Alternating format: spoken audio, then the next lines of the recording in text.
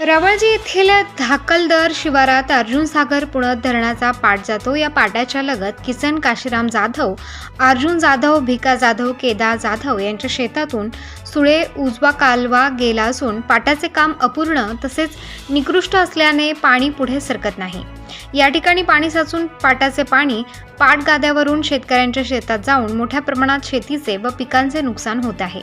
तरी संबंधित यंत्रणेने याची दखल घेऊन शेतकऱ्यांचे नुकसान टाळावे व झालेल्या नुकसानाची भरपाई द्यावी अशा आशयाचे निवेदन तहसीलदार, कृषी अधिकारी, पाटबंधारे तथा पुणत प्रकल्प उपअभियंता यांना देण्यात आले।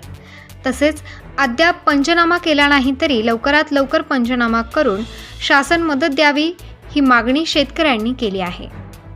प्रबंधभूमी महाराष्ट्र न्यूजसाठी निळकंठ भालेराव, सटाणा प्रतिनिधी।